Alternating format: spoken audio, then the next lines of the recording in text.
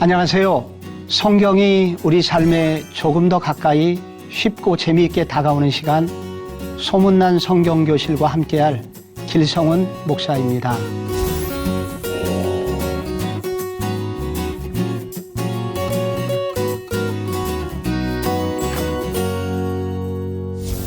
우리가 창세기를 공부하다 보면 꼭 나오는 질문이 두 가지가 있습니다. 에덴 동산은 사실일까요? 아니면 신화일까요?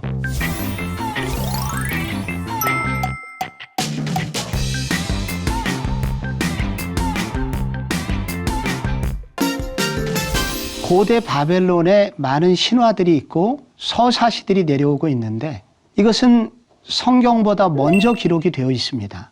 하여 혹자들은 이 창세기는 바벨론 신화들의 모방 작품이 아닌가요? 이렇게 질문하시는 분들이 있습니다. 무엇이 맞는 것일까요? 고대 바벨론의 그 신화들 중에 길가메시 서사시라는 큰 서사시가 나오고요. 그 다음에 아트라하시스라는 또 서사시가 내려오고 있습니다. 이런 것들은 기원전 1700년경에 기록된 것 같아요. 그런데 성경 창세기는 모세의 출애굽 연대를 보수적인 신학자들이 보통 1446년이라고 말하고 있습니다. 그러니까 성경보다도 벌써 200~300년 전에 이런 것들이 기록이 됐다는 거예요. 그런데 먼저 기록이 됐다고 해서 그러면은 그것은 진품이고 창세기는 모조품일까요? 생각을 해봐야 됩니다. 먼저 우리 아트라하시스라는 서사시에 이런 얘기가 나옵니다. 거기에 대왕신 엔닐이라는 신이 나와요. 그 밑에 이류신들이 나오는데 그들에게 노동을 시킵니다. 그래서 노동에 지친 이류신들이 스트라이크를 일으키고 그들의 분노를 잠재우기 위해서 대왕신이 인간을 만듭니다. 인간들에게 노동을 시키기 위해서죠. 그런데 인간이 만든 지 600년 후에 인간의 숫자가 너무나 많이 늘어났고 시끄러워서 잠을 잘 수가 없게 된 이 대왕신은 분노하여 인간을 없애려고 합니다. 결국은 대홍수를 보내어서 인류를 멸망시켜버린다는 그런 이야기입니다. 창세기하고 비슷한 점이 많이 있긴 하지요? 그러나 여러분, 우리가 알아야 되는 것은 우리가 한때 일본이 김치를 특허를 먼저 등록을 해서 국제사회에서 김치가 바로 일본 음식이었다. 그래서 한국인들이 김치라는 용어를 사용하지 못하게 될 그런 위기에 있었던 적이 있었습니다. 여러분, 먼저 특허를 냈다고 해서 그 김치가 일본 것입니까? 그것은 아니지요. 마찬가지로 여러분, 여기 고대 바벨론 신들의 이야기가 먼저 기록이 된 이유는 글자를 그들이 먼저 가지고 있었기 때문입니다. 그 당시 이스라엘은 노예살이를 하고 있었죠.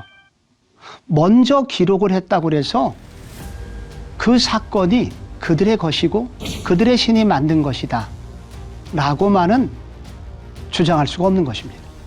중요한 것은 내용입니다.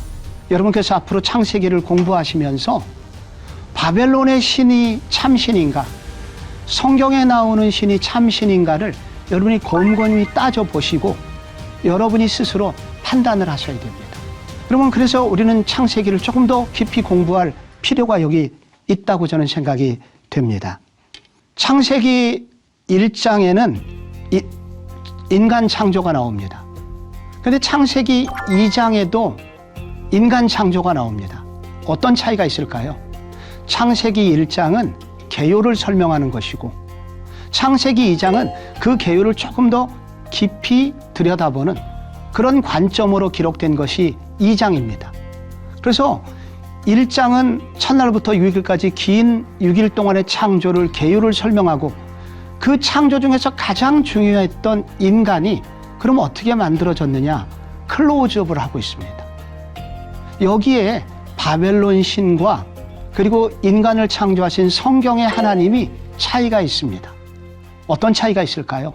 먼저 여러분, 여기에 2장 3절을 보시면 하나님이 그 일곱째 날을 복되게 하사 거룩하게 하셨으니 이는 하나님이 그 창조하시며 만드시는 모든 일을 마치시고 그날에 안식하셨음이니라 라고 기록이 되어 있습니다. 여러분, 천지창조가 6일째 날 마쳐졌거든요. 그런데 7일째 날 하나님이 안식을 하셨습니다. 하나님은 능력이 많으신 분이기 때문에 안식이 필요가 없으세요. 그분은 왜 안식을 하셨을까요? 그것은 인간을 위해서입니다. 여러분, 이 인간은 6째 날 창조가 되었습니다. 그래서 그가 하룻밤을 자고 그 바로 다음 날 그가 맞이한 첫 번째 날은 그러면 무슨 날일까요? 안식일입니다. 그래서 인간이 창조되고 난 이후에 맨 처음에 맞이한 날은 안식일이에요. 근데 그날 하나님이 그 7째 날을 복되게 하셨고 거룩하게 하셨다고 합니다. 복되게 하셨다는 말은 일을 하지 않아도 하나님이 책임져 주시겠다는 뜻입니다. 거룩하게 하셨다는 것은 그날을 바로 특별한 날로 만드셨다는 것인데 이것은 곧 예배를 드렸다는 그런 뜻입니다. 그래서 그날 이 안식일을 만드시면서 안식을 하시면서 바로 그 인간은 바로 그 특별한 안식의 날 하나님과 특별히 교제를 하였고 그리고 하나님과 함께 바로 이 지구를 어떻게 아름답게 만들어 가실까를 의논하시는 날로 삼으셨다는 것입니다. 여러분, 이 창세기라고 하는 책이 첫 번째 독자가 누구라고 지난번에 제가 질문을 드렸죠. 누구였습니까? 바로 430년 동안 애굽에서 노예살이를 하던 이제 바로의 손에서 풀려나서 가나안 땅을 향하여 가고 있는 이스라엘 백성들입니다. 그런데 그동안 그들이 바로의 노예살이를 하면서 그들은 한 번도 쉬어본 적이 없습니다. 아침부터 저녁까지 일을 했고 그리고 저녁에 돌아와서는 주인들을 위해서 밥을 지어야만 했습니다. 그러다가 병이 들면 주인들은 이 노예들을 시장에 갖다 팔았습니다. 그래서 그들은 절대 아프면 안 되는 존재였고 아파도 일해야 되는 존재였습니다. 쉬면 불안했고 쉬는 것은 곧 죽음과 같았습니다. 그런데 이 창세기란 말씀을 처음으로 그들이 들으면서 알게 된 게 있습니다. 아, 우리는 노예가 아니구나. 하나님은 우리를 노예로 지으신 것이 아니라 자유인으로 지었고 그리고 하나님을 예배하는 존재로 지으셨구나. 그러면서 바로 이 인간들은 이스라엘 백성들은 자신이 얼마나 귀한지를 조금씩 깨달아 알아가기 시작합니다. 여러분, 인간은 무엇으로 만들어졌습니까? 7절에 보면 여호와 하나님이 땅에 흙으로 사람을 지으시고 생기를 그 코에 불어넣으시니 사람이 생명이 된지라. 여러분, 사람은 흙으로 만들어졌다고 합니다. 여기 흙이라는 단어의 원어는 먼지입니다. 먼지 덩어리. 인간은 먼지 덩어리로 만들어졌다는 것입니다. 그 말은 우리가 얼마나 약한 존재인지를 알아야 된다. 인간은 그렇게 귀한 존재이지만 동시에 연약한 존재다. 여러분, 인간이 굉장히 강해 보이지만 약하다는 것을 저는 자주 깨닫습니다. 누가 조금만 심한 말을 하면은 밤에 잠이 오지 않아요. 이렇게 존귀한 존재인데 조금만 상처를 받으면은 음식이 넘어가질 않아요. 이렇게 연약한 것이 인간입니다. 그런데 그 인간이 언제 진짜 인간다움이 생기느냐 하면 하나님이 생기를 그 코에 불어넣으셨을 때 생명이 됐답니다. 먼지 덩어리가 흙덩어리가 생명이 된 거예요. 바로 생명이란 하나님의 영이 함께하는 사람, 진짜 사람다운 사람이라는 것입니다. 여러분, 삼손이 얼마나 힘이 셌습니까? 그러나 그는 사람 구실을 못하고 살았습니다. 특히 그의 머리카락이 잘리면서 그는 눈이 뽑히고 그리고 맷돌을 돌리는 비극적인 노예살이를 마지막에 하게 되죠. 머리가 잘렸다는 것은 곧 하나님의 임재가 떠났다는 말입니다. 하나님의 임재가 떠난 인간은 이렇게 먼지처럼 연약한 모습을 하게 된다는 거예요. 그래서 인간은 언제 인간 되냐?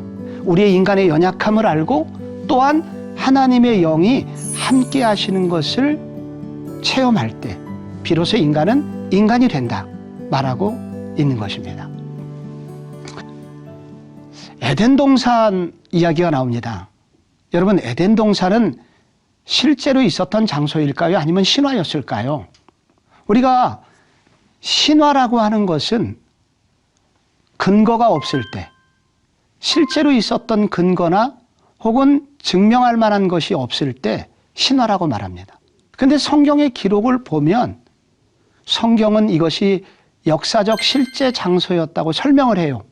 특히 2장 8절에 보면 여호와 하나님이 동방의 에덴에 동산을 창설하셨다고 합니다. 이 동방이라는 것은 뭐냐면은 모세가 이 창세기를 기록하던 것이 시나이 반도의 시내산이었습니다. 그곳의 동쪽, 그 동쪽 어딘가. 그래서 이 동쪽 어딘가에 에덴 동산을 하나님이 만드셨다는 것입니다. 특히 이 창세기 2장 10절에 보면 에덴에 4가지 강이 나옵니다. 여기 강이 흘러나와서 동산을 적시고 거기서부터 갈라져 4근원이 되었는데 첫째 이름은 비손이라 하윌라 온 땅을 둘렀다. 여러분, 첫 번째 나오는 이 비손강이 하윌라 온 땅을 둘렀다는데 이 하윌라라는 곳은 아랍을 말합니다.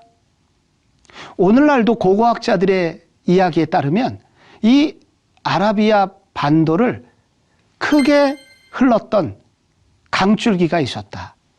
어떤 자연재해에 의해서 이것이 사라졌긴 했지만 그런 강이 있었다라고 주장합니다. 또 둘째 강의 이름은 기혼인데 구스 온 땅을 둘렀다. 구스는 여러분 이디오피아와 같은 아프리카를 말합니다. 셋째 강의 이름은 히데겔인데 이것은 나중에 티그리스 강이라는 것을 알게 되고 여러분은 한 번쯤 4번째 강은 들어봤을 거예요. 4번째 강의 이름은 유브라데더라. 그래서 이 4강은 모두 다 실제로 있는 강들입니다. 그래서 이 에덴 동산을 이 모세가 설명을 할 때 이 에덴 동산은 허구적 장소가 아니라 이렇게 구체적으로 역사적 실제 장소였다. 그래서 우리는 이 에덴 동산이 오늘날의 쿠웨이트나 이란, 이라크 접경지대 어디쯤에 있었지 않았을까? 그렇게 추측을 해볼 수 있습니다. 여러분, 이 에덴 동산에 보면은 선악과가 나오죠. 여러분, 이 선악과는 도대체 무엇일까요? 이 선악과라고 할 때 하나는 선이고 하나는 악입니다. 이런 성경적 표현을 문법적으로 환유법 이렇게 말하는데 우리가 머리끝부터 발끝까지 아름답다라고 할 때 머리끝과 발끝 이것은 양극단을 설명함으로써 그 사이에 있는 모든 것, 총체적인 것을 설명할 때 쓰는 기법입니다. 그래서 선악이라고 하는 것은 선과 악, 그러니까 총체적인 지식, 하나님만이 알 수 있는 총체적인 지식이 들어있는 과일이라고 그렇게 말을 할 수가 있습니다. 그런데 여러분, 이 선악과가 어디에 있느냐? 동산 가운데에는 생명나무와 선악을 알게 하는 나무도 있더라. 그러면서 하나님이 선악을 알게 하는 나무의 열매는 먹지 말라. 내가 먹는 날에는 반드시 죽으리라 라고 말씀을 하셨습니다. 도대체 선악과는 무엇일까요? 여러분, 이 선악과는 동산 가운데에 있었다고 합니다. 가운데. 그리고 그 가운데에 2 나무가 있었는데 하나는 생명나무, 하나는 선악을 알게 하는 나무가 있었습니다. 여러분, 이 동산 가운데, 동산 중앙에 라고 하는 것은 이스라엘 백성들에게 굉장히 중요한 한 가지를 떠올리게 합니다. 그것은 광야 이스라엘 백성들이 이동을 하다가 중간에 쉬게 될 때 텐트촌을 이루게 되고 항상 그 중앙에 먼저 설치하는 것이 있습니다. 여러분 그게 무엇일까요? 성막입니다. 그런데 그 성막을 보면 성막에서 제일 중요한 부분이 바로 이 뒷부분에 있는 지성소고, 이 지성소 안에는 언약궤가 들어있습니다. 언약궤의 뚜껑을 열게 되면 그 안에 모세의 두 돌판이 들어있죠. 두 돌판의 내용 10계명입니다. 10계명. 여러분 10계명, 1계명 하나님 외에 다른 신을 섬기지 말라, 섬기라, 하나님만 섬기라, 그리고 안식일을 지키라, 하라 이렇게 하면 복을 받을 것이다 라는 하라의 계명이 있습니다. 그런데 6계명부터 살인하지 말라, 간음하지 말라, 하지 말라는 금지 명령이 있습니다. 하나는 적극적으로 하나는 순종의 명령이요, 하나는 금지의 명령입니다. 그래서 이 모세오경 전체를 읽어보면은 이 두 종류의 이야기는 다 무엇을 말하냐면 율법을 설명하는 것입니다. 그래서 선악과와 생명나무는 곧 최초의 율법입니다. 이렇게 살아라, 그러면 영원한 생명을 얻을 것이다 라는 그런 뜻이고요. 이렇게 하지 말아라, 그러면 너희들은 그렇게 하지 않을 때 안전하다. 그래서 이 선악과라는 것은 결국 무엇이냐면, 하나님께서 우주를 창조하시고 피조물의 가장 중요한 인간을 만드신 후에 선악과를 통해서 알려주시는 겁니다. 모든 것이 허락되었지만 인간은 피조물이다 라는 것을 기억나게 해주는 나무, 그것이 선악과입니다. 그리고 이것은 먹는 것이기 때문에 여러분 하루 몇 번 밥을 먹어요? 3번. 적어도 하루에 3번은 하나님이 주인이시구나 하는 것을 생각나게 해주는 나무, 그것이 바로 선악과였었습니다. 그래서 하나님은 선악과를 먹을 수도 있고 안 먹을 수 있도록 이렇게 허락하심으로써 인간을 AI로 만든 것이 아니라 자발적으로 하나님께 순종하도록, 인격적 순종을 통하여 하나님 나라를 형성하기를 원하셨다. 이것이 바로 선악과의 내용인 것입니다. 근데 여러분 문제가 생겨요. 바로 선악과를 따먹도록 유혹하는 존재가 등장하게 됩니다. 성경은 그 유혹하는 존재를 일컬어서 뱀이라고 말합니다. 3장 1절에 볼까요? 하나님이 참으로 너희더러 동산 모든 나무의 실과를 먹지 말라고 하시더냐. 뱀이 등장하여서 유혹을 합니다. 근데 이 뱀을 설명할 때 창세기를 읽어보면은 뱀은 간교하였다 라는 단어가 나옵니다. 간교. 간교하다는 것이 히브리어로 아름인데 영리하고 슬기로우면 남의 말을 잘 알아주는 것을 간교하다고 합니다. 여기서 우리는 이 뱀이라는 존재가 진짜 뱀인지 혹은 뱀의 몸을 입고 나타난 사탄인지 생각을 해야 됩니다. 이 구절들이 설명하는 것은 뭐냐면은 진짜 뱀인데 이 진짜 뱀의 모습을 통해서 사단이 그의 몸에 들어가서 하와를 유혹하게 됐다라고 말할 수 있습니다. 왜냐하면 여러분 이 간교하다는 단어가 있잖아요. 이것은 영리하고 슬기롭다는 뜻이라고 말씀드렸잖아요. 그런데 에덴 동산에 많은 동물들이 있었는데 그 동물들 중에 가장 영리하고 똑똑했던 동물은 바로 뱀이었습니다. 뱀이 하나님의 저주를 받아 지금 보면 징그럽지만, 그러나 이 고대 유대의 전승에 보면 뱀은 가장 아름답고 지혜롭고 그래서 하와의 마음을 빼앗았다. 그렇게 아름다운 존재였습니다. 오늘날 여러분이 집에서 키우는 아주 이쁜 강아지, 가장 아름다운 강아지처럼 그렇게 뱀은 지혜로운, 어쩌면 우리 집의 막내와 같은 그런 존재였던 것입니다. 하와가 특별히 사랑했던 동물이에요. 그런데 사단이 다른 동물을 틈타지 않고 바로 뱀의 몸을 통하여 하와에게 접근합니다. 왜 그랬을까요? 하와가 뱀 같은 저런 지혜로운 존재라면 가까이 하고 싶었기 때문입니다. 하와는 바로 뱀이라는 존재, 사단인 줄도 모르고 바로 이제 넘어가기 시작합니다. 우리가 마귀를 생각할 때 마귀는 뿔이 달려있고 이빨이 튀어나와갖고 그리고 입에서 피가 나는 그런 존재를 우리는 생각하기 쉽습니다. 그러나 성경 어디를 봐도 여러분 사단은 그렇게 생기지 않았다는 거예요. 사단은 어떻게 생겼냐면 이렇게 뱀처럼 타락하기 전에 뱀처럼 아름답게 생겼고 슬기롭게 생겼고 바로 지혜롭게 생겼다는 것입니다. 그런 모습을 통하여 사단은 우리에게 접근한다고 합니다. 그래서 여러분 바울이 쓴 신약 성경에 보면은 바로 이 뱀은 광명의 천사로 둔갑하여 우리에게 나타난다고 말을 하고 있습니다.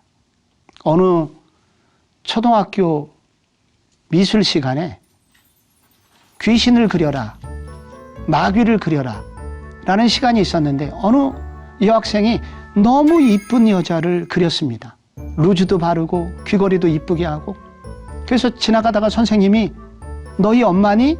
이렇게 물었더니 아니요, 이 여자가 우리 아빠 유혹한 술집 여자예요. 마귀는 그렇게 생겼습니다. 여러분 사기꾼들을 보십시오. 사기꾼들의 대부분은 사기꾼처럼 생기질 않았습니다. 그들은 말도 느리게 하고 그리고 안경도 쓰고 매우 지적으로 보입니다. 그런데 그들이 우리도 모르는 사이에 사기를 쳐요. 사단은 뱀의 모양을 하고 우리에게 접근합니다. 하와에게 그렇게 접근한 것입니다. 여러분 하와에게 맨 처음에 어떤 질문을 합니까? 하나님이 너희들어 동산 모든 나무의 실과를 먹지 말라 하시더냐?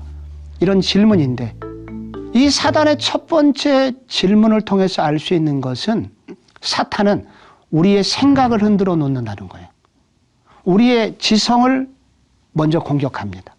그때 우리의 지성이 흔들리면서 우리 속에 생기는 감정이 생기는데 여러분 하와가 이 질문을 받고 그동안 전혀 불만이 없었던 에덴 동산에서 갑자기 들었던 생각이 무엇일까요? 섭섭함입니다. 섭섭한 마음이 생겨요. 아니 저런 선악과 하나를 먹지 못하게 하는가? 무엇이 문제냐면 지금 많은 것들을 먹을 수 있도록 하나님이 하셨고 선악과 하나를 금지했는데 갑자기 먹지 말라 한 가지 때문에 서운한 마음이 생기게 됩니다. 그래서 이 하와의 마음에 서운한 마음이 생기고 하와의 마음이 흔들리기 시작합니다. 결국은 하와는 선악과를 따먹었습니다. 그래서 선악과를 따먹었다는 것의 의미가 중요해요. 하와는 인간의 자리를 포기하고 하나님처럼 되고자 했다는 것입니다. 하나님의 계명을 버리고 인간의 자리를 이탈하게 되었다는 것입니다. 그래서 하나님의 말씀보다 하나님이 가장 싫어하는 사탄의 말을 순종한 것이고 그 결과 만물의 축복의 통로가 되어야 될 충성된 백성이 배신자가 되었고 그 결과로 이 땅에 슬픈 일이 생기게 됩니다. 그래서 그 죄의 결과 이 땅에 수치심이 생기고 가림의 문화, 열등감이 생기고 하나님에 대한 두려움이 생기고 그리고 하나님이 제게 주셔서 나와 함께 하신 여자 그가 그 나무의 열매를 내게 주므로 내가 먹었나이다라는 공동체성이 파괴가 되고 결국 그리고 피조물, 온 피조물이 저주를 받고 결국 죽음이 생기는데 하나님과의 관계가 파괴되고 영원한 죽음을 그들은 맞이하게 됩니다. 여러분, 바벨론의 신화와 그리고 성경의 창세기에 나오는 하나님은 전혀 다릅니다. 여러분 어느 하나님이 참 하나님이신 것 같습니까? 그리고 이 에덴 동산의 이 아름다운 곳에 인간을 하나님은 가장 귀한 존재로 만드셔서 하나님의 대자를 거기로 두셨지만은 인간이 하나님의 계명을 어김으로써 인간에게 죄가 생기고 죄로 말미암아 이 땅에 큰 아픔이 생기기 시작합니다. 모든 악들이 바로 여기서부터 출발합니다. 그러므로 하나님의 계명을 지키는 것은 결코 작은 일이 아닙니다. 여러분 오늘 어떻게 들으셨습니까? 오늘 제가 전해드린 성경 이야기가 유익하셨다면 소문을 많이 내주시기를 부탁드립니다. 더 궁금한 사항이 있으시면 유튜브 영상으로도 올라가니까 댓글로 질문을 남겨주시면 성심성의껏 답을 드리겠습니다. 다음 이 시간에는 왜 하나님은 아벨의 제사는 받으시고 가인의 제사는 거절하셨는지 공부하고자 합니다. 다음 시간에 다시 뵙겠습니다.